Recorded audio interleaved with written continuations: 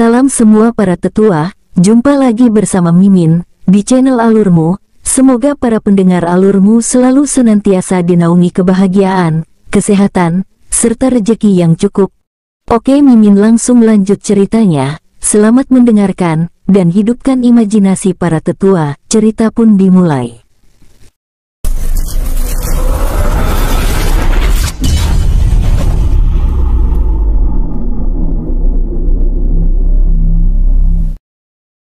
Ini aneh, usia siluman kelinci itu masih ratusan tahun, tapi aura mereka sangat kuat, ucap Ryu yang sedang berada di balik pepohonan. Lingkaran cahaya putih mereka tidak seperti siluman yang pernah kita temui. Xin Chie menimpali. Mungkin karena ini dunia mereka, ucap Huli Yue. Sebaiknya kita harus berhati-hati. Ryu memandu mereka sambil menjauhi kelompok kelinci tersebut. Siapa kalian? Terdengar suara siluman kelinci hitam itu yang berukuran 2 meter. Ternyata mereka bisa bicara, bisik Huli Yue. Pengawal, tangkap mereka, ucap salah satu kelinci hitam. Sial, Ryu berencana secepat mungkin membunuh mereka sebelum mendapatkan bantuan. Pertarungan pun tidak terelakkan lagi dari kedua belah pihak membuat mereka hampir kewalahan. Tanpa menunggu lama, Ryu berinisiatif mengeluarkan kembali hewan kontrak milik mereka agar bisa memenangkan pertarungan.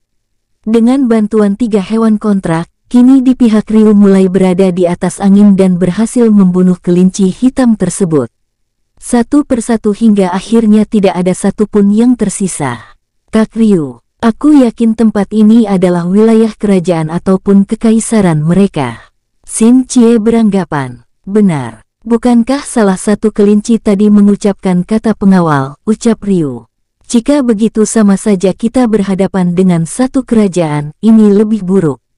Huli Yue merasa ngeri. Aku ada ide, kita harus mendekati gunung kawah itu secepat mungkin. Kuharap ini akan berhasil. Ryu langsung melesat mendekati gunung kawah yang diikuti kedua istrinya. Setelah memilih tempat yang tepat, Ryu mengeluarkan beberapa kelinci hitam yang mereka bunuh sebelumnya. Semoga ini berhasil. Ryu menabur puluhan botol racun gila ke berbagai tempat. Merasa sudah cukup, Ryu langsung melompat ke atas pohon yang sangat tinggi diikuti kedua istrinya. Kak Ryu, apa yang kau tabur tadi? Sepertinya sangat aneh, tanya Huli Yue. Adik Yue, itu dinamakan racun gila hasil ciptaan suami kita. Fungsinya membuat para siluman hilang kesadaran, ucap Xin Chie. Mendengar ucapan tersebut membuat Huli Yue merasa ngeri dan membayangkan jika berada di tempat itu. Yue, kamu tenang saja, itu hanya berlaku untuk siluman yang berusia ratusan tahun hingga siluman usia ribuan tahun di tingkat petarung. Jadi itu tidak berlaku untukmu, meskipun kamu mengalami proses kelahiran kembali usia 20 tahun. Tapi usiamu sudah mencapai 100.000 tahun, ucap Ryu sambil mengusap rambut Huli Yue.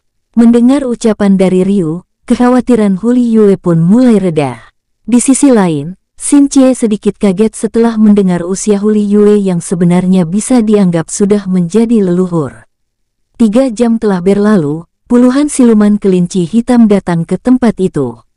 Prajurit, laporkan masalah ini kepada jenderal dan suruh prajurit lainnya membunyikan lonceng tanda ada penyusup, ucap salah satu kelinci hitam.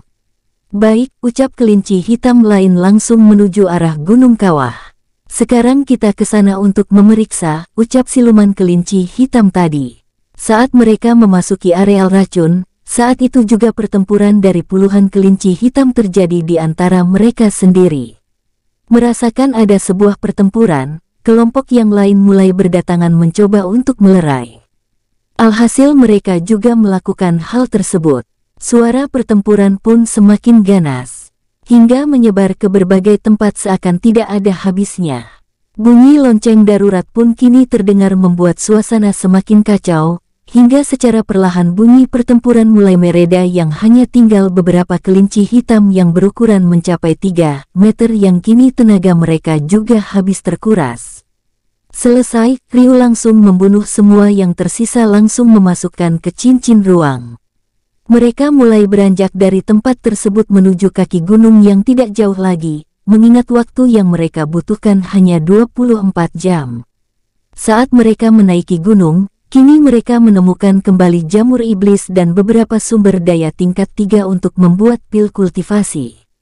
Tentu saja hal itu tidak bisa dilewatkan oleh mereka. Sambil menaiki bukit mengeluarkan ki milik mereka, untuk mengisap semua tumbuhan yang mereka kehendaki untuk mempersingkat waktu. Beruntung cincin ruang kita sudah level 10. Gumam Ryu mengingat untuk level 5 ke bawah harus mengambil sendiri dengan tangan. Semakin mereka naik ke tempat tinggi, semakin pula sumber daya yang mereka kumpulkan mencapai tingkat 4, tingkat 5, tingkat 6 hingga mencapai puncak gunung. Mereka juga menemukan sumber daya yang mencapai tingkat 7. Di atas puncak gunung, Ryu tertuju pada sebuah batu yang tengah berada di lekukan besar membentuk sebuah kawah. Tanpa menunggu lama, Ryu langsung melompat ke arah tengah kawah dengan sebuah senyuman puas, saat tangannya menyentuh batu itu dan langsung menyimpannya ke cincin ruang. "Kak Ryu, batu apa itu tadi?" tanya Xinjie. "Batu bintang. Kurasa sudah cukup untuk membuat pintu teleportasi di 3 tempat." Ryu tersenyum puas. "Kurasa tidak ada lagi harta lain di tempat ini, ayo kita ke arah sana. Mungkin itu jalan untuk kembali ke dunia kita." Ryu mengarahkan tangannya ke arah langit, yang terlihat membentuk sebuah cincin besar berwarna hitam. Mereka mengangguk. Saat sudah berada di kaki gunung, mereka langsung menuju ke arah selatan di mana pintu dimensi berada. Namun di tengah jalan mereka bertemu dengan beberapa murid sekte kecil yang berjumlah sekitar 60 orang sedang bertarung dengan siluman kelinci merah. Melihat beberapa dari kultivator yang sudah banyak mengalami luka, mereka pun langsung masuk ke area pertarungan. Dengan bantuan Ryu dan kedua istrinya, para murid sekte tersebut terlihat senang seakan mereka memiliki semangat baru yang tadinya sempat putus asa. Dengan pedang naga pembelah gunung, Ryu mampu membunuh 4 siluman kelinci merah sekaligus dalam satu ayunan, hingga secara perlahan semua kelinci merah habis tanpa sisa. "Terima kasih saudara telah menolong kami. Namaku Jingmi dari Sekte Bunga Sakura." Jingmi mengepalkan tangan memberi hormat. "Terima kasih telah menolong kami, aku Li Wei dari Sekte Bulan Sabit." Li Wei memberi hormat. "Perkenalkan, namaku Jun Hui. Kami dari Sekte Naga Merah mengucapkan banyak terima kasih atas pertolongan saudara." Jun Hui memberi hormat. Sepertinya mereka adalah murid senior penting dari setiap sekte masing-masing. "Sepertinya aku harus melakukan sesuatu." Ryu memperhatikan mereka dengan seksama. Ketiga senior dari 3 sekte itu pun merasakan bahwa 3 sosok di depan mereka bukanlah orang sembarangan, mengingat aksi mereka yang begitu mudah membereskan siluman kelinci merah. Mereka juga tidak ingin kehilangan kesempatan langka tersebut untuk menjalin hubungan pertemanan, bahkan hubungan antar sekte. "Saudari Jingmi, Saudari Wei, Saudara Hui. Senang bertemu dengan kalian. Namaku Ryu, kami bertiga dari murid Sekte Lembah Persik." Ryu membuka topengnya. Sontak mereka kaget saat melihat sosok di depan mereka yang masih muda. Terlebih lagi Li Wei, dia masih ingat wajah Ryu saat bertemu di sebuah penginapan. "Lebih baik sembuhkan diri kalian terlebih dulu. Sepertinya para junior kalian banyak yang luka parah." Ryu memberikan beberapa pil penyembuhan kepada masing-masing senior sekte. "Saudara Ryu, kami tidak memiliki uang untuk membeli pil sejumlah ini." Jun Hui merasakan aura dari pil itu pasti sangat mahal. "Tidak perlu membayar, aku memberikan cuma-cuma. Lebih baik kalian cepat membagikan kepada murid lainnya," ucap Ryu dengan penuh wibawa. "Terima kasih saudara Ryu." Mereka membagikan satu persatu pil kepada junior mereka. Perlahan semua luka mereka pun kembali pulih. Hal itu tentu saja membuat mereka sangat takjub, sekaligus penasaran dengan pil apa yang baru saja mereka telan. Hal itu membuat para murid dari ketiga sekte semakin yakin dengan keputusan mereka untuk menjalin hubungan dengan Sekte Lembah Persik. Meskipun masih terdengar asing di telinga mereka, mereka juga berencana melaporkan hal itu kepada patriark mereka. "Saudara Ryu, terimalah lencana kehormatan dari Sekte Naga Merah. Jika ada waktu, saudara bisa berkunjung ke sekte kami. Junhui memberikan sebuah lencana kepada Ryu. Saudara Ryu, ini adalah lencana kehormatan dari sekte Bulan Sabit. Li Wei memberikan sebuah lencana.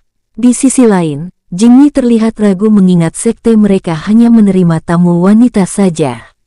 Dia pun berpikir sejenak lalu memberanikan diri.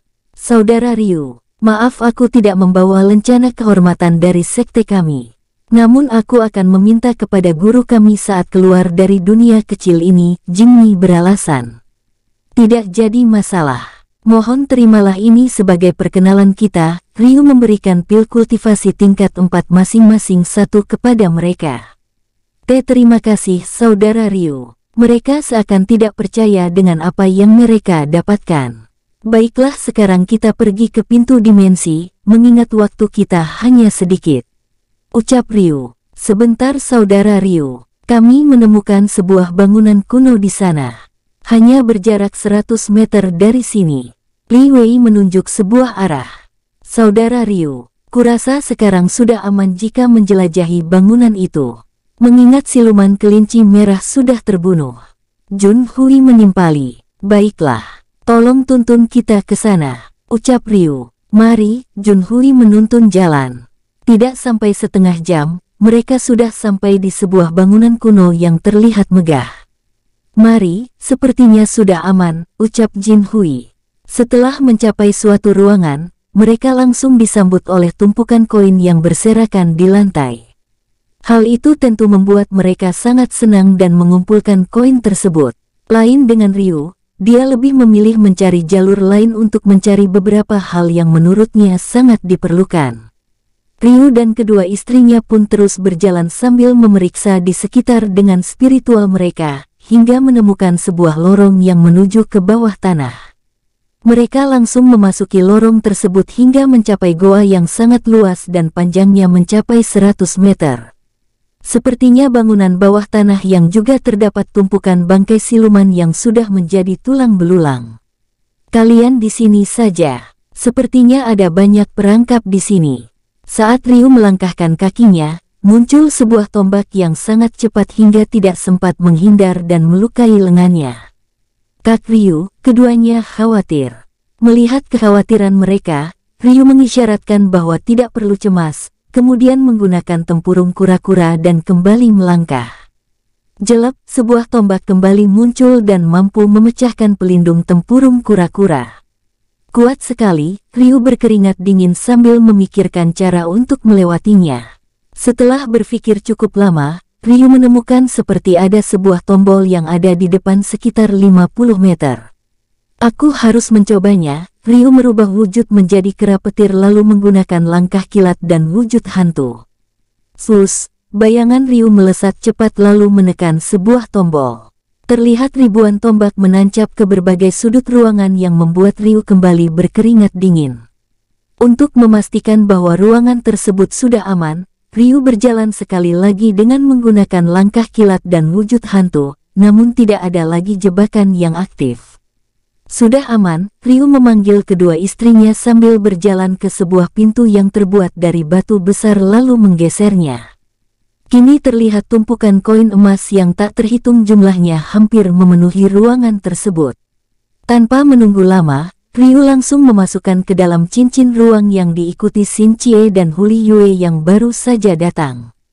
Kak Ryu, kalau seperti ini kita bisa membangun rumah yang terbuat dari emas. Huli Yue yang terlihat bersemangat ikut mengumpulkan tumpukan koin emas tersebut.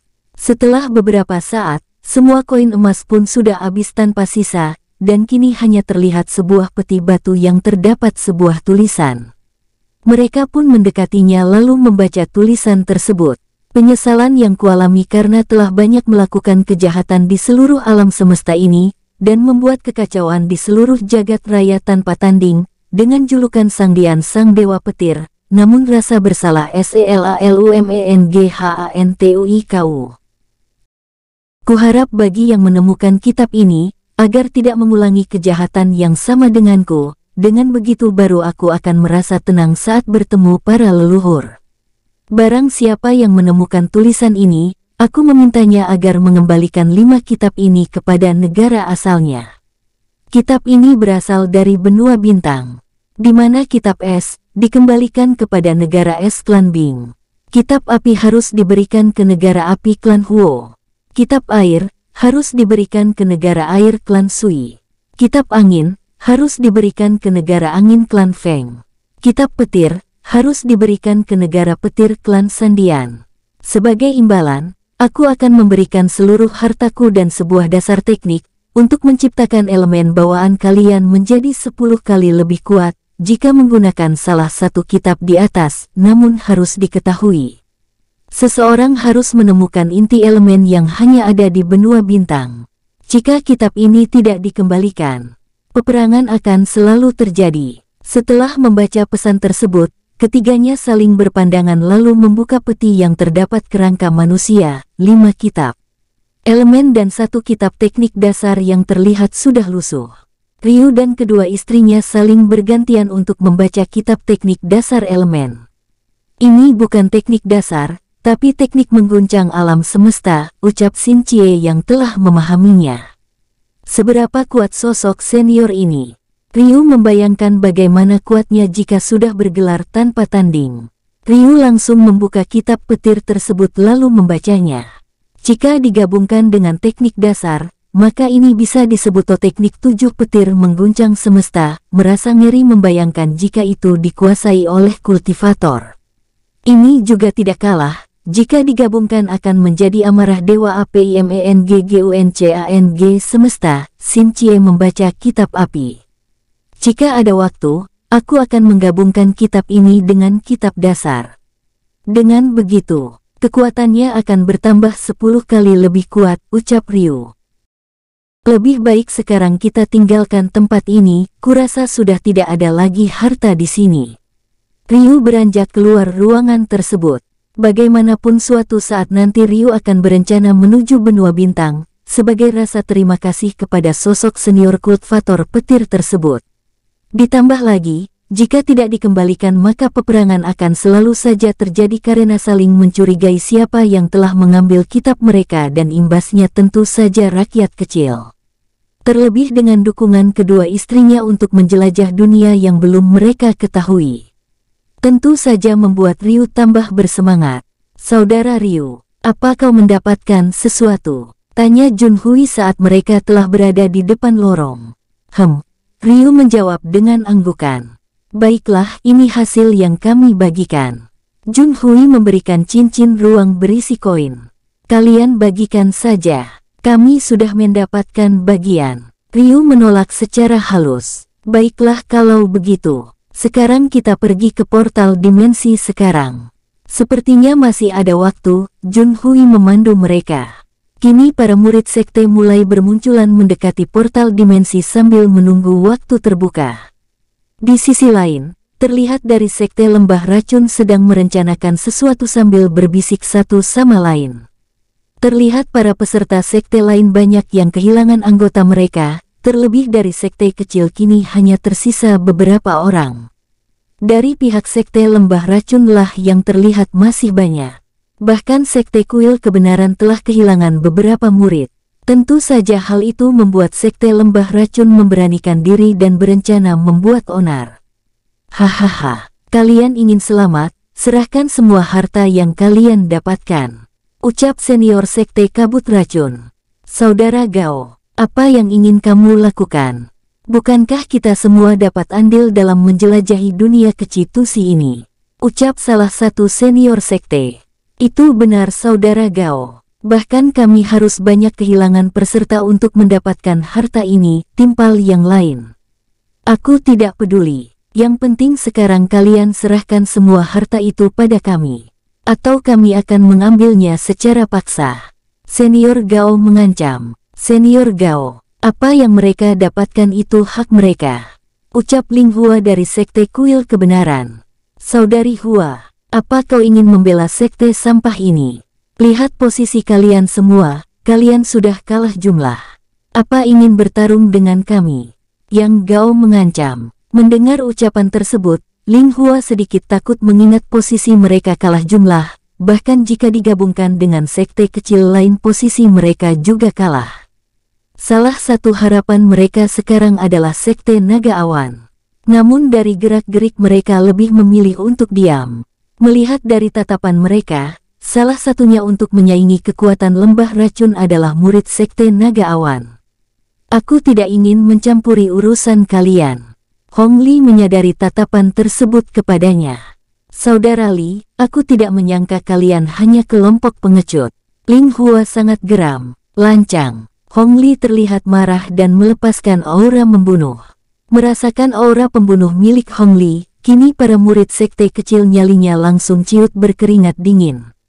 Di sisi lain, Ling Hua merasakan ada sesuatu yang buruk jika kedua murid sekte itu melawannya akan sangat sulit, meskipun tingkat kultivasinya lebih tinggi.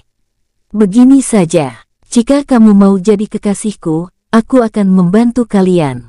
Hong Li menatap Ling Hua dengan senyuman. Huf, aku tidak sudi, ucap Ling Hua.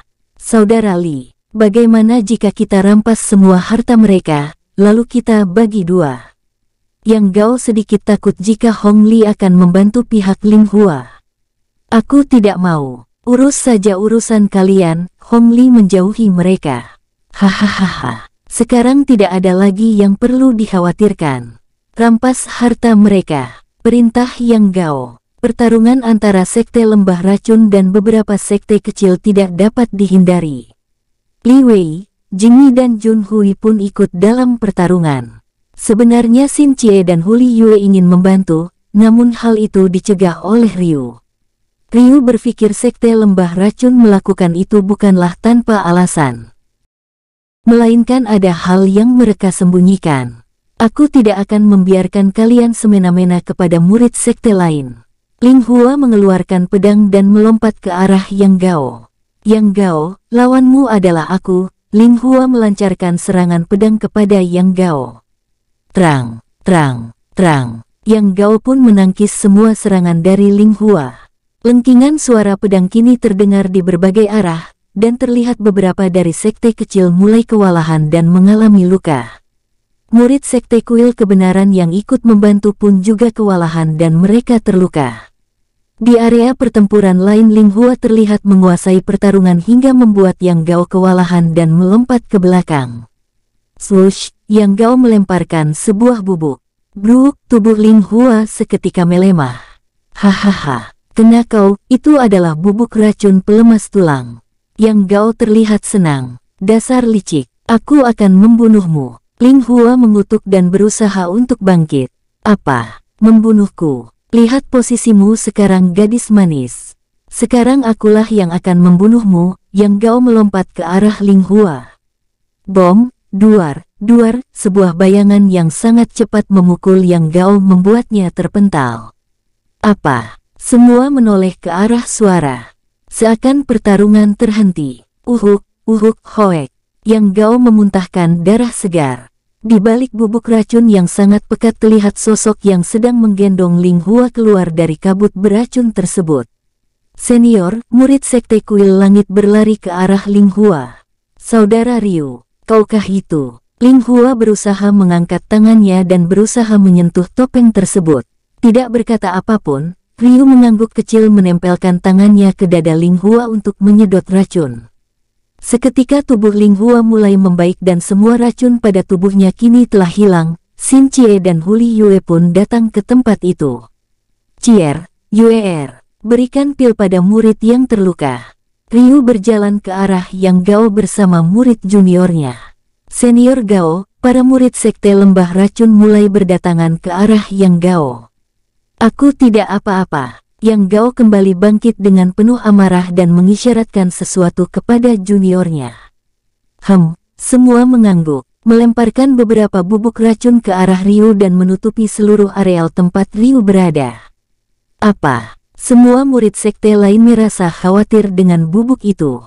Hahaha, mati kau. Yang Gao tertawa lepas diikuti para juniornya. Semua sangat menyayangkan, bahkan semua murid sekte yang ada di tempat itu mengutuk kelicikan dari murid sekte lembah racun. Terlihat percikan petir yang sangat kuat menghisap kabut racun tersebut, dan membuatnya semakin menipis dan hilang tanpa sisa. Apa? Semua kembali kaget membulatkan mata saat melihat sosok yang ada di tempat itu masih berdiri tegak dan santai. Kalian pikir dengan racun ini bisa membunuhku? Sekarang ku kembalikan racun kalian dengan bonusnya. Ryu menggunakan teknik dasar petir mengguncang semesta. Duar, duar, gedebuk. Hujan petir menyambar seluruh murid sekte lembah racun. Terlihat beberapa potongan tubuh dari semua murid sekte lembah racun berserakan, kecuali tubuh yang masih utuh. Meskipun juga mati. Cekgluk, semua menelan ludah melihat kengerian tersebut. Jadi ini yang dinamakan teknik dasar. Sangat mengerikan, Ryu tidak menyangka dengan apa yang baru saja dia lakukan.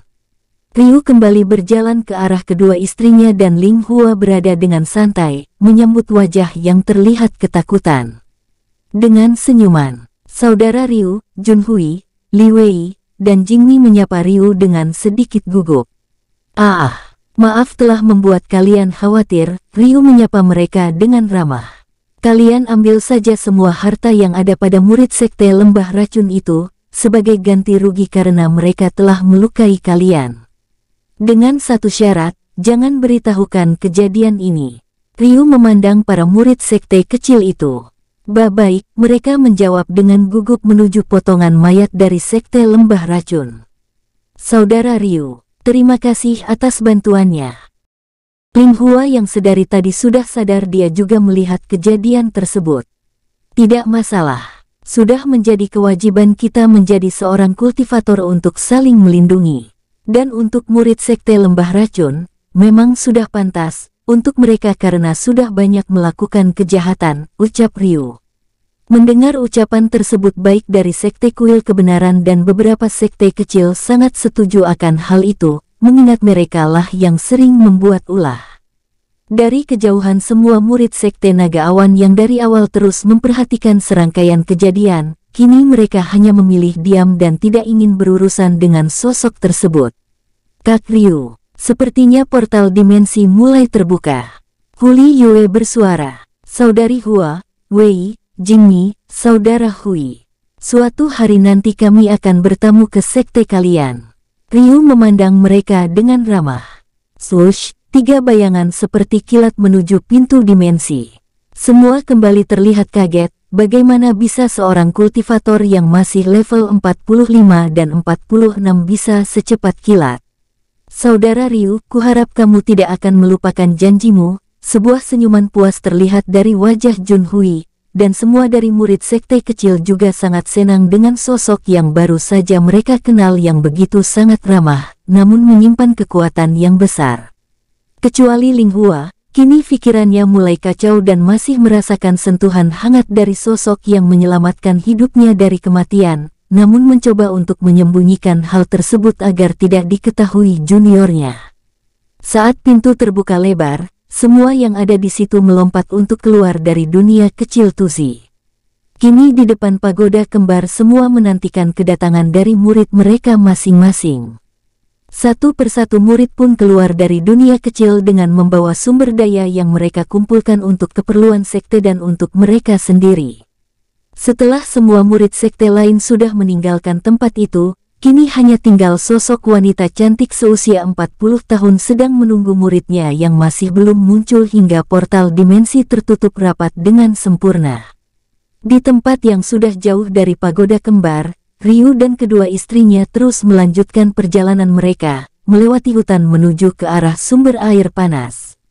Setelah menempuh perjalanan berhari-hari, kini mereka telah tiba di depan sebuah goa di mana tempat sumber air panas berada. Setelah sampai di dalam goa, Ryu langsung mengeluarkan Caizu untuk menyerap siluman kelinci yang mereka dapatkan dari dunia kecil Tuzi. Begitupun Xin Chie dan Huli Yue juga tidak ingin kalah mengeluarkan hewan kontrak mereka agar bisa menyerap tumpukan mayat kelinci tersebut. Kini Ryu berjalan ke arah goa yang cukup luas lalu menancapkan 3 batu bintang yang dia dapatkan sebelumnya, kemudian membuat pola lingkaran dengan ukiran yang sangat rumit di tengah 3 tiang tersebut. Waktu berjalan hingga memakan waktu seharian, hingga prosesnya tersebut telah selesai dengan keringat bercucuran di seluruh tubuhnya, karena banyak menguras energi spiritual. Akhirnya selesai juga. Ryu dengan napas ngos-ngosan. Kak Ryu, apa itu bentuk dari portal teleportasi? Tanya Huli Yue. Benar, teleportasi akan berfungsi jika kita membuat di tempat yang kita tandai seperti ini juga. Jadi kita harus kembali ke Sekte Lembah Persik besok pagi, ucap Ryu. Kami akan selalu ikut kemana Kak Ryu pergi, ucap Xin Chie. Sepertinya aku akan mandi dulu di kolam air panas. Ryu beranjak dari tempat duduk menuju kolam air panas. Adik Yue, Xin Chie memberi isyarat. Huli Yue mengangguk mengerti maksud Xin Chie. Di kolam kecil Ryu terlihat asik membersihkan dirinya. Tiba-tiba Xin Chie dan Huli Yue datang ke tempatnya. Kenapa kalian di sini? Ryu kaget dan menutup bagian tubuhnya. Kami mau mandi. Mereka berjalan mendekati Ryu. Gantian, muka Ryu memerah. Kami tidak tahan lagi. Kami juga merasa gerah kelamaan menunggu. Kedua istrinya melepaskan beberapa bagian pakaian. Ah, sudahlah. Kalian bisa mandi di sana. Ryu menunjuk ke arah kolam kecil yang cukup jauh dari tempatnya. Kami juga mau mandi di sini. Mereka sudah berdiri di pinggir kolam. Hah, terserah. Ryu sudah pasrah. Biur keduanya melompat ke kolam di mana Ryu berada. Setelah mereka selesai mandi, Ryu meminta Xin Chie dan Huli Yue mempelajari kitab teleportasi dan pelindung tempurung kura-kura. Sementara Ryu sendiri hanya membaca beberapa kitab yang lain, sekedar menambah pemahaman tentang dunia kultivator. Keesokan pagi mereka beranjak dari tempat tersebut untuk kembali ke Sekte Lembah Persik untuk membuat satu tempat teleportasi lagi. Setelah keluar dari goa, Ryu menatap kembali mulut goa seakan memikirkan sesuatu. Cier, Yuer, aku akan memasang teknik kedua pelindung kura-kura agar tidak ada yang bisa menembus dan melihat mulut goa ini. Tapi aku butuh bantuan kalian untuk menambah kekuatan pelindung, ucap Ryu. Xin Chie dan Huli Yue mengangguk setuju. Xin Chie dan Huli Yue pun mentransfer spiritual milik mereka kepada Ryu yang kini juga berkonsentrasi menyerap spiritual milik kedua istrinya. Slush, pelindung kura-kura telah aktif.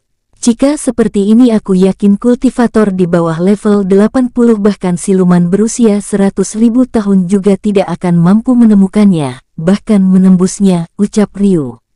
Cier, keluarkan hewan kontrak milikmu. Kurasa kita menggunakan Jinging agar lebih cepat menuju Sekte Lembah Persik. Xin Chie mengeluarkan Jinging lalu menaikinya diikuti Ryu dan Huli Yue, dan langsung melesat terbang menuju Sekte Lembah Persik. Setelah menempuh perjalanan 2 bulan, dari kejauhan mereka menatap 3 gunung misterius yang pernah Ryu dan Xin Chie temui sebelumnya. Cier, lebih baik kita mencari jalur lain saja. Kurasa kita masih belum mampu ke gunung misterius itu. Untuk sekarang, firasatku mengatakan banyak harta berharga di sana, namun dihuni oleh makhluk yang sangat kuat juga. Ryu tidak ingin hal buruk terjadi pada mereka. Baik, Xin Chie mengubah jalur ke arah kiri. Kak Ryu, apa yang membuatmu khawatir? Huli Yue menatap Ryu dan terlihat murung. Yuer, kurasa pengetahuanku masih sangat rendah. Sepertinya dunia ini masih banyak menyimpan rahasia. Ryu mengutarakan isi hatinya. Kak Ryu, kurasa kamulah yang paling jenius di Kekaisaran Lotus Putih ini. Bahkan di tingkat benua, ucap Xin Chie. Cier, bukankah kalian lihat sendiri di dunia kecil Tusi? Siapa yang menciptakan itu? Lalu bagaimana dengan tingkat dasar kitab dari Dewa Petir? Daya hancurnya sangat mengerikan. Membunuh kultivator di atas level 40 dengan mudah, ucap Ryu. Kedua istrinya pun terdiam mengingat bagaimana daya hancur jurus tersebut dan masih dianggap tingkat dasar. Ayahku pernah bilang kalau membuat dunia kecil banyak mengorbankan nyawa manusia, siluman, peri bahkan yang lain. Tapi ayah juga belum tahu caranya, ucap Huli Yue. Jika seperti itu aku sedikit ada gambaran. Dunia kecil memang sengaja dibuka oleh si pencipta agar banyak pertarungan di sana dan dunia kecil itu semakin luas. Tapi itu hanya dugaanku saja. Ryu menghela nafas. Tidak usah banyak pikiran. Biarkan semua mengalir, kurasa suatu saat kita akan menemukan caranya. Huli Yue menyemangati. Setelah 5 bulan perjalanan, Ryu dan istrinya telah tiba di sekte lembah persik yang kini terlihat semakin maju dari sebelumnya. Mereka langsung menuju ruangan Patriark Feng untuk bertemu dan berbicara mengenai tujuan Ryu sebelumnya. Salam Patriark, Ryu dan kedua istrinya memberi hormat. Ryuer, aku sangat senang kau kembali. Kebetulan sekali kalian datang, ucap Lin Feng. Ada apa Patriark? Apa ada kendala? Tanya Ryu. Tidak ada sama sekali. Tapi kami ingin memberikan kabar bahagia. Lin Feng sangat senang. Ryuer, seperti yang kamu ketahui, jalan menuju kekaisaran sebelumnya harus menempuh waktu hingga berbulan-bulan karena mengitari hutan. Namun sekarang para murid sangat antusias membuat jalan utama yang baru. Jadi hanya perlu 1 bulan kita bisa mencapai ibu kota kekaisaran, ucap Lin Feng. Lalu bagaimana dengan jalannya? Pembangunan jalan. Ryu menganggap melewati hutan sangat berbahaya. Untuk kendala tidak ada yang berarti. Meskipun harus bertemu dengan para siluman, semua anggota sekte dapat menghalau dengan baik meski mendapatkan beberapa luka, ucap Lin Feng. Sepertinya akan lebih mudah, ucap Ryu. Tapi ada hal yang tidak kalah penting. Di mana menurutku meskipun sekte kita sudah maju pesat, namun para tetua dan guru banyak yang masih berada di bawah level 50. Hal itu sangat mempengaruhi keberadaan kita jika bertemu sekte besar lainnya, ucap Ryu.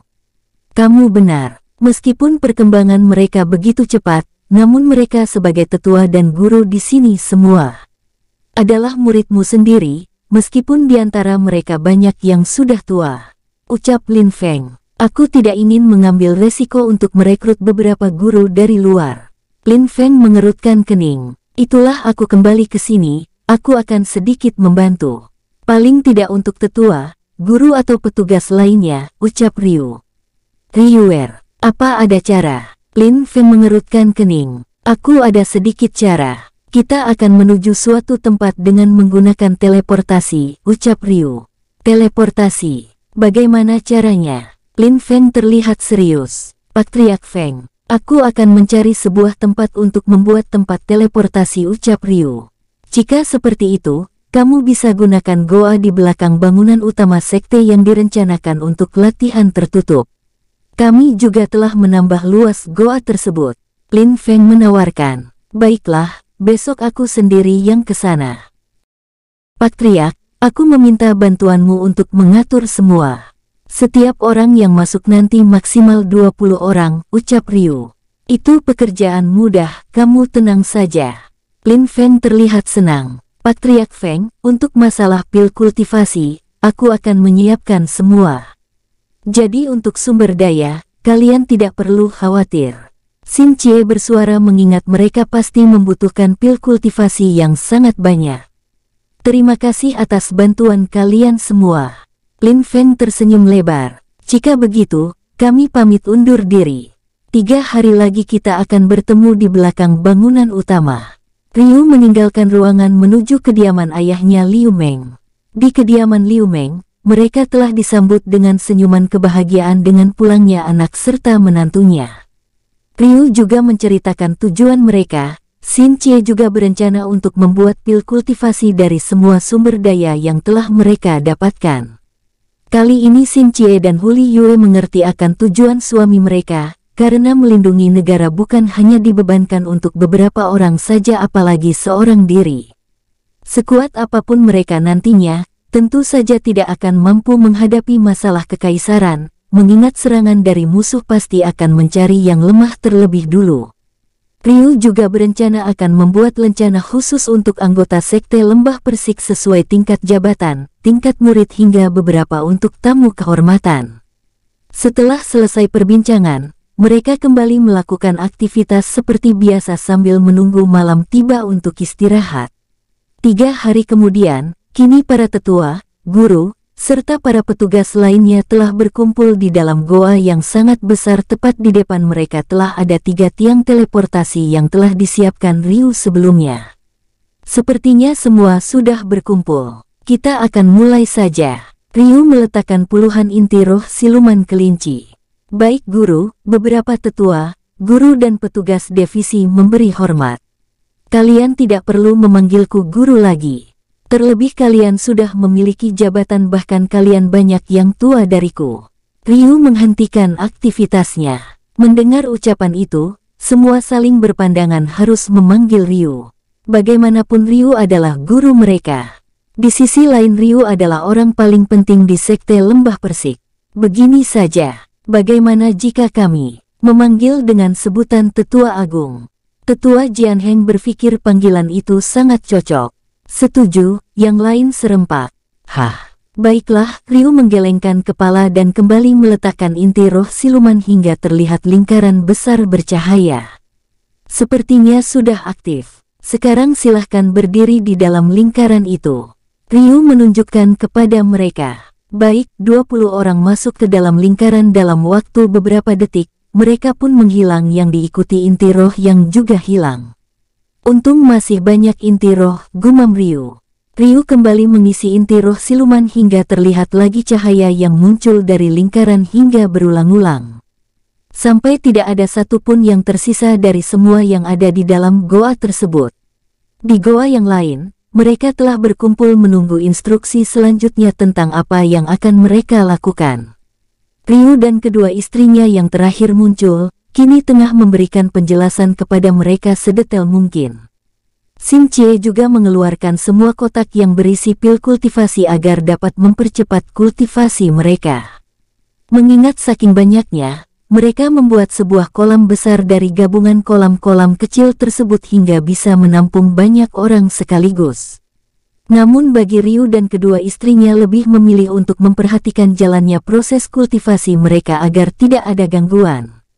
Untuk mengisi waktu, Ryu menyalin kitab petir dan menggabungkan dengan kitab tingkat dasar mengguncang semesta, agar memiliki daya hancur yang lebih kuat lagi. Hingga tercipta kitab baru 7 petir mengguncang semesta. Selama 1 bulan kitab tersebut telah berhasil disalin, Ryu kembali menyalin kitab api juga digabungkan dengan kitab teknik dasar mengguncang semesta, hingga tercipta kitab baru Dewa Api mengguncang semesta. 2 bulan telah berlalu, kedua kitab tersebut telah tercipta meskipun mereka tidak bisa mempelajarinya, mengingat harus mencari inti abadi elemen terlebih dulu. Di sisi lain, Xin Chie dan Huli Yue juga telah berhasil mempelajari formasi pelindung tempurung kura-kura dan teknik dasar mengguncang semesta dengan sempurna. Selama lebih dari 2 bulan, para tetua, guru dan petugas dari berbagai divisi pun keluar dari kolam di mana tempat mereka berkultivasi. Liu Meng pun memberitahukan kepada Ryu bahwa kolam air panas tersebut sudah menipis, bahkan seperti air panas biasa lagi. Mendengar hal itu Ryu sedikit mengerutkan keningnya lalu berjalan ke arah sumber air panas. Sepertinya tidak lama kolam ini tidak akan berfungsi lagi. Meskipun berfungsi tapi energinya hanya tipis, ucap Ryu sambil memperhatikan kolam tersebut. Tetua Agung, kami terlalu bersemangat hingga kami lupa waktu, Dong Sen merasa bersalah. Tetua Sen, itu tidak masalah. Yang penting kalian semua sudah mencapai level 50 bahkan ada yang mencapai 53. Itu artinya, kalian hampir menyamai Patriark Feng yang sudah mencapai level 54. Dengan begitu tidak akan ada yang berani berurusan dengan Sekte Lembah Persik bahkan sekte besar sekalipun, Ryu menyemangati mereka. Tetua Agung, terima kasih banyak. Aku bersumpah akan selalu berbakti kepada Sekte Lembah Persik serta seluruh keluarga Tetua Agung. Tetua Jianheng mengikrarkan sumpah. Aku juga bersumpah, ucap semua serempak mengikrar sumpah. Memang saat posisi seperti itu kebaikan hati seseorang sedang diuji, mengingat level Ryu sekarang sudah berada di bawah mereka. Baiklah, sebaiknya kalian kembali ke sekte. Ryu memberikan semua inti siluman kelinci untuk mengaktifkan kembali portal teleportasi. Para tetua, para guru dan semua yang ada di sini. Setelah kita berada di sekte nanti, kita harus melatih kekuatan kita yang sekarang. Liu Meng sambil berjalan. Tentu tetua Meng, mereka terlihat antusias. Sepertinya kita harus mencari inti siluman lagi untuk level 50 ini setelah melatih kekuatan baru kita, bisik satu dengan yang lainnya sambil berjalan. Ayah, berikan ini pada Patriark untuk membagikan lencana ini sesuai profesi, tingkatan murid dan tamu kehormatan. Kurasa Patriark lebih paham. Ryu memberikan sebuah cincin ruang level 10 kepada Liu Meng. Ini untuk ayah. Ryu memberikan sebuah cincin level 10 yang berisi beberapa kotak pil. Tetua Sen, ini sisa semua pil kultivasi dan beberapa pil lain untuk harta sekte. Kami juga mengambil beberapa untuk bekal. Ryu memberikan cincin ruang level 10. Liu Meng dan Dong Sen berusaha menyembunyikan rasa terkejut mereka saat melihat cincin yang ada di tangan mereka. Terima kasih Tetua Agung. Kami mohon pamit, ucap semua secara bergantian mengaktifkan portal teleportasi tersebut. Ryuer, berhati-hatilah dalam melakukan perjalanan. Jangan bertindak jika itu di luar batas kemampuan kalian. Liu Meng menasehati sambil berjalan ke portal teleportasi. Aku akan selalu mengingatnya ayah. Ryu melambaikan tangan dengan senyuman hangat. Kini yang tersisa di dalam goa tersebut hanya Ryu dan kedua istrinya sambil menatap kepergian rombongan anggota sekte. Kak Ryu, kita kemana sekarang? Tanya Huli Yue. Kurasa kita akan mengunjungi sekte kuil kebenaran, sekte naga merah, sekte bulan sabit, bisa juga ke sekte bunga sakura. Ucap Ryu. Apakah kamu ingin menambah istri lagi? Xin Chie menyelidik. Jawab, apa kamu ingin bertemu dengan saudari Hua, saudari Jingmi dan saudari Wei Kan? Apalagi di sekte bunga sakura semuanya hanya murid wanita. Apa mau tebar pesona di sana? Huli Yue menimpal. Kalian jangan salah paham dulu. Aku ingin berkunjung demi kepentingan sekte, bukan karena ada niat lain. Ryu menjelaskan. Alasan, adik Yue lebih baik kita pergi dari sini. Biar dia puas. Xin Chie sangat marah dan menarik tangan Huli Yue berlari. Keluar goa menggunakan hewan kontrak miliknya. Hei, tunggu. Dengarkan aku dulu. Ryu mengejar dengan hewan kontraknya juga. Namun sayang, Xin Chie dan Huli Yue tidak mau mendengarkan penjelasan dari Ryu dengan amarah yang sangat kuat karena cemburu. Ryu yang berusaha mengejar namun kalah cepat karena kecepatan terbang elang cakar emas 3 kali lebih cepat dari harimau milik Ryu, yang hanya mengandalkan kecepatan berlari. Dalam pengejaran, Ryu tidak merasakan keberadaan mereka sama sekali, meskipun telah bersusah payah mencari di berbagai sudut hutan. Xin Chie dan Huli Yue yang sudah jauh kini dengan senyum sangat puas di balik topeng mereka. Karena mereka menganggap Ryu tidak mencintai mereka lagi. Adik Yue, dengan begini pria hidung belang itu tidak akan mampu mencari aura atau aroma kita lagi. Xin Chie sangat kesal. Benar Kak Chie, biar tahu rasa itu orang. Sok kegantangan, Huli Yue mengepal tangan. Perjalanan mereka kini semakin jauh melewati hutan, tanpa sadar mereka telah kehilangan arah akibat menyimpan kemarahan yang berlebihan. Setelah hari mulai gelap mereka terus berada di balik awan di atas punggung Jingying, perlahan rasa marah mereka mulai memudar tertunduk malu saling berpandangan satu sama lain meski sedikit canggung. Kachie, suara serak dari Huli Yue terdengar isakan tangis. Adik Yue juga merasakan hal yang sama dengan isakan tangis.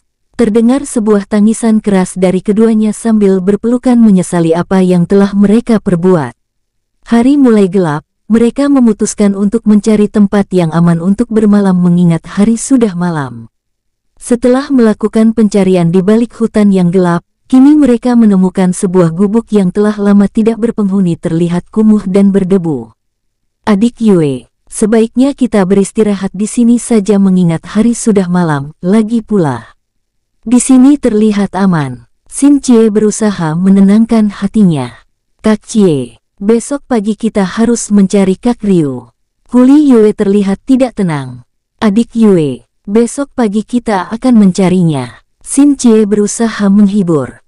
Di tempat lain, terlihat Ryu yang sangat kesal mengutuk keras dirinya sendiri terus berjalan di setiap sudut hutan dengan aura membunuh yang pekat.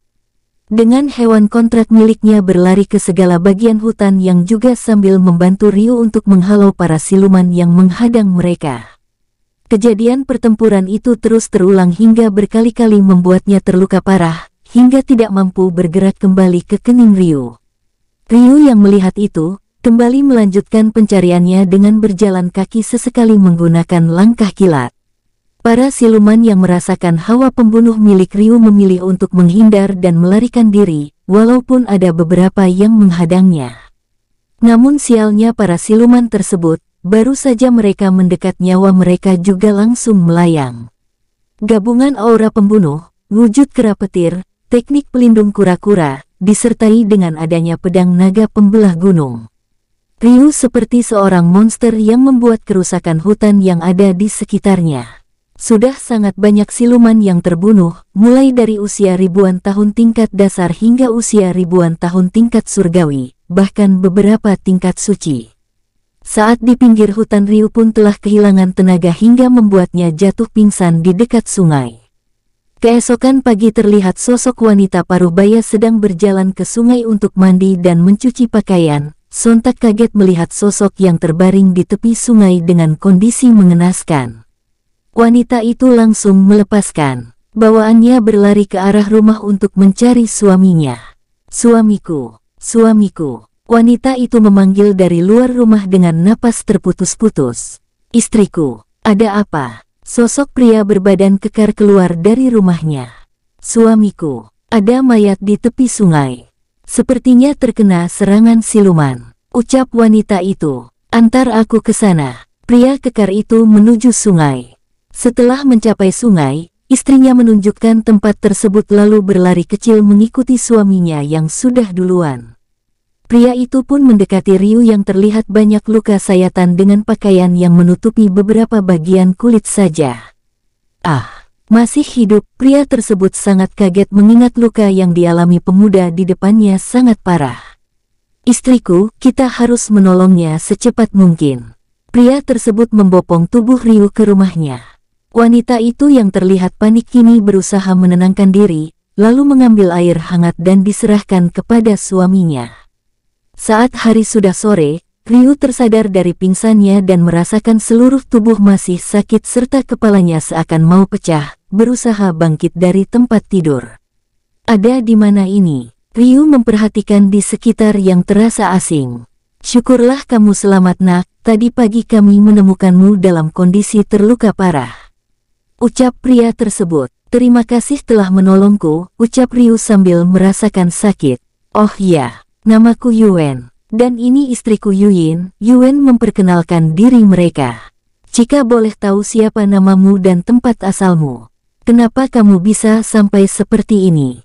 tanya Yuen. "Siapa aku?" Ryu berpikir keras untuk mengingatnya, seketika kepalanya seakan mau pecah dan tidak menemukan jawaban apapun. Yuen menyimpulkan bahwa pemuda di depan mereka telah hilang ingatan akibat terluka parah.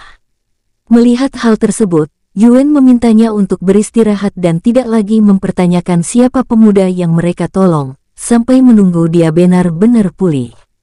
1 bulan berlalu kondisi Ryu sudah pulih total, lukanya pun telah menutup tanpa ada bekas sedikit pun dan mampu melakukan aktivitas seperti biasa. "Nak, sepertinya kondisimu sudah pulih total." Yuen terlihat senang dengan kondisi pemuda yang ada di depannya. Jika dilihat dari kondisi luka seperti itu pasti membutuhkan waktu paling cepat 1 tahun. "Terima kasih untuk paman dan bibi yang telah merawatku hingga seperti ini." Ryu terlihat bersemangat. "Nak, sekali lagi aku bertanya padamu. Siapa namamu dan dari mana kamu berasal?"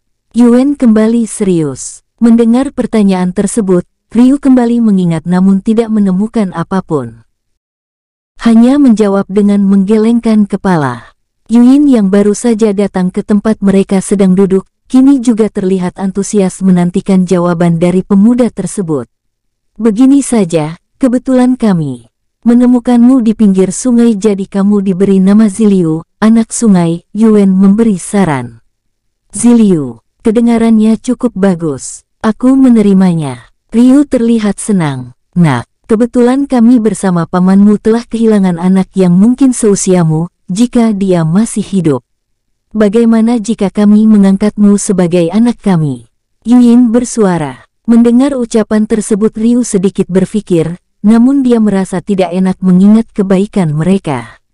Di samping itu, Ryu juga tidak tahu apa yang harus dia lakukan sekarang. Istriku, yang berlalu biarlah berlalu. Biarkan Nak Ziliu menentukan jalan hidupnya. Yuan merasa tidak enak.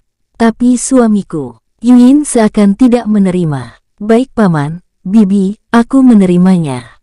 Lagi pula aku tidak tahu apa yang harus kulakukan sekarang, ucap Ryu. Terima kasih Nak. Yuin memeluk Ryu dengan naluri seorang ibu yang selalu melindunginya. Ryu yang merasa tidak enak merasakan pelukan tersebut hanya bisa diam. Apalagi sosok wanita yang memeluknya tersebut masih cantik seperti masih muda. Namun secara perlahan dia merasakan sebuah kasih sayang dari orang tua kepada anaknya. Secara naluri membuat hatinya melunak. Terima kasih Nak. Yuan mengusap kepala Ryu sambil meneteskan air mata bahagia saat melihat wajah istrinya terpancar sebuah kebahagiaan. Nak Ziliu, mulai sekarang kamu harus memanggilku ibu. Dan suamiku kamu memanggilnya ayah, ucap Yuin. Baik ibu, ayah. Ryu memberi hormat. Nak, sepertinya cincinmu bagus. Yuin memperhatikan cincin yang ada pada Ryu. Jika ibu mau ambil saja. Ryu mencabut cincin tersebut dari tangannya, dan memberikan kepada Yuin. Tidak Nak tidak, bukan itu maksud ibu. Yuin menolak. Nak sepertinya cincin itu bukan cincin biasa. Kuharap kamu menjaga dan menyembunyikan keberadaan cincin tersebut dari siapapun. Yuan mengingatkan. Baik ayah. Ryu kembali memakai cincin tersebut sambil mengusapnya. Nak, jika ada sesuatu yang kamu inginkan, katakan saja pada ayah atau ibumu, ucap Yuan. Baik ayah. Ryu mengangguk. Sekarang kita masuk rumah, ibu sudah masak. Nanti keburu dingin. Yuin menggandeng Ryu masuk ke rumah. Melihat apa yang dilakukan istrinya, Yuan tersenyum dan menggelengkan kepala beranjak. Dari tempat duduk mengikuti Yuin dan Ryu. Di tempat lain Xin Jie dan Huli Yue dengan wajah murung sambil duduk di sebuah kedai sambil mencari beberapa informasi. Kak Jie, sudah sebulan lebih kita mencari keberadaan Kak Ryu, tapi belum menemukan petunjuk, ucap Huli Yue dengan nada lesu. Semua ini salahku, aku tidak bisa mengendalikan emosiku. Xin Jie merasa bersalah. Atau Kak Ryu tidak ingin menemui kita lagi? Tanya Huli Yue. Perasaanku mengatakan kalau Kak Ryu sedang ada masalah, ucap Xin Jie. Aku juga merasakan hal yang sama. Bahkan mungkin dia berada dalam bahaya. Huli Yue merasa khawatir. Kuharap Kak Ryu masih baik-baik saja. Lebih baik kita pulihkan diri untuk sejenak mengingat kita sudah melakukan perjalanan tanpa henti selama ini. Ucap Xin Jie. Aku rasa begitu. Jika kondisi kita seperti ini, kita sendiri nanti kena masalah. Energi kita sudah banyak terkuras, timpal Huli Yue. Lebih baik kita masuk ke kamar. Aku muak dengan tatapan cabul mereka. Xin Jie merasakan beberapa orang yang ada di kedai sedari tadi melihatnya dengan tatapan mesum. Baik, mereka menuju ke kamar yang telah mereka sewa sebelumnya. Wush, Xin Jie membuat pelindung tempurung kura-kura ke seluruh ruangan. Keesokan pagi, Xin Jie dan Huli Yue kembali melanjutkan perjalanan mereka untuk mencari keberadaan Ryu, meskipun tidak mendapat petunjuk sama sekali. Mereka hanya mengandalkan kemana arah kaki melangkah. Kak Jie, bagaimana kalau kita gunakan teknik dasar mengguncang semesta untuk mereka? Anggap saja sebagai latihan. Ucap Huli Yue yang merasakan keberadaan orang yang sedang mengikuti mereka. Tidak masalah. Lagi pula aku muak dengan tatapan mesum mereka. Sekaligus untuk melepaskan kekesalanku. Xin Jie menghentikan langkah yang diikuti Huli Yue. Keluar kalian semua. Jangan seperti tikus. Huli Yue memandang dengan wajah datar. Hahaha. Sepertinya kalian telah mengetahuinya nona manis. Tawa jahat dari pemimpin dari kelompok berpakaian serba hitam. Hanya ini, keluar semuanya. Xin Jie menatap kedua arah di balik pepohonan. Hahaha. Sepertinya kita memiliki incaran yang sama, ucap sosok berpakaian sekte yang diikuti kelompoknya. Hahaha. Sepertinya kedua gadis ini bukan orang biasa. Kelompok lain juga muncul. Hei kalian, mereka adalah bagian kami. Pemimpin yang lain marah. Tidak perlu berebut, majulah kalian semua. Tantang Xin Jie. Kak Jie, Kita bertaruh siapa yang paling banyak. Huli Yue menjauh dari Xin Jie. Baiklah, Xin Jie juga menjauhi Huli Yue. Duar, duar, duar. Hujan petir menyerang kelompok yang ada di depan Huli Yue. Swoosh, duar, duar. Semburan api ganas membuat semua tubuh dari kelompok yang ada di depannya gosong dan mati. Cekgluk, pemimpin dari yang berpakaian sekte, menelan ludah. Namun sayangnya, belum sadar dari rasa kagetnya, kini mereka juga menjadi amukan api dan petir milik Huli Yue dan Xin Jie. Pantas saja Kak Ryu dengan mudah membunuh murid sekte lembah racun jika seperti itu daya rusaknya. Huli Yue sambil memungut beberapa harta yang masih utuh. Benar, aku juga tidak menyangka jika daya hancurnya sekuat ini. Xin Jie juga melakukan hal yang sama. Setelah berhasil mengumpulkan harta jarahan tersebut, mereka melanjutkan perjalanan kembali dengan wajah masam, karena jarahan yang mereka dapatkan hanya sedikit. 3 bulan telah berlalu saat Ryu menjadi anak angkat Yuyin dan Yuan. Kini mereka semakin akrab seperti keluarga yang lain, yang memiliki anak dari darah dagingnya mereka sendiri. Ayah, ibu, aku mendapatkan siluman serigala lagi. Pasti inti rohnya sangat mahal. Ryu menunjukkan siluman serigala yang berusia ratusan tahun tingkat surgawi di punggungnya. Nak, sudah berapa kali aku katakan, jangan ke hutan itu lagi. Terlalu berbahaya. Yuan khawatir namun ada rasa kagum melihat anaknya yang dengan mudah bisa membunuh siluman. Tidak apa-apa ayah, lagi pula aku tidak ada lecet sedikit pun. Ryu memperlihatkan tubuh siluman kepada ayah angkatnya.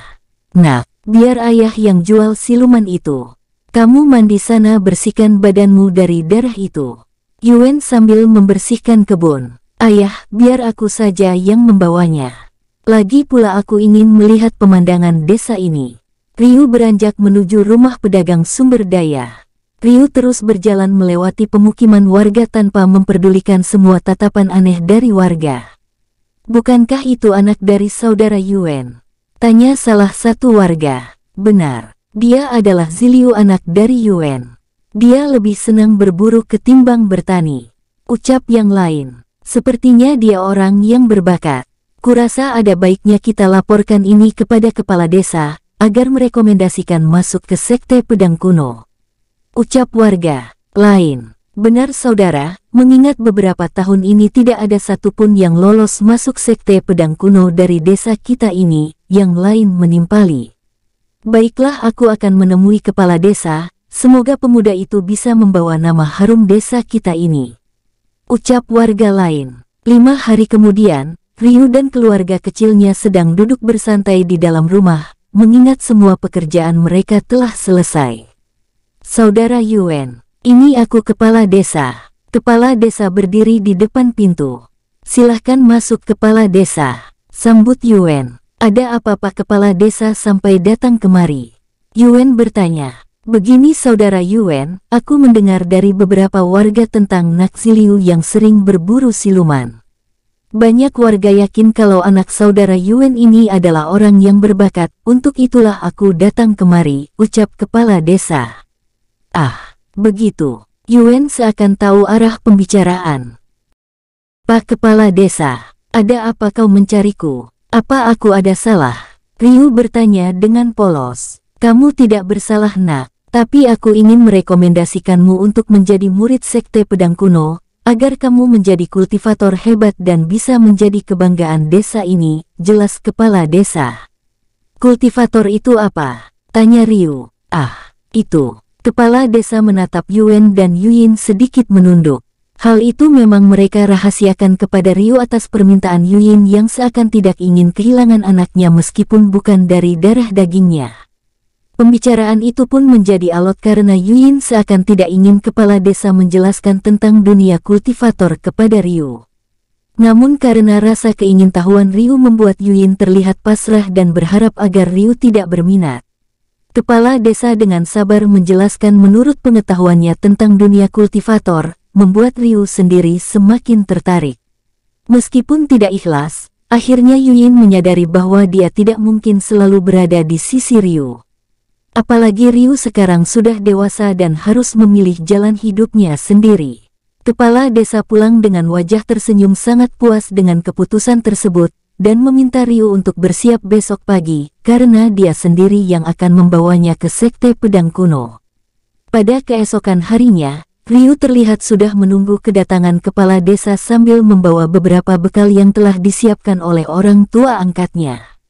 "Selamat pagi nak, sepertinya kamu terlihat bersemangat," ucap kepala desa sambil berjalan ke arah Ryu.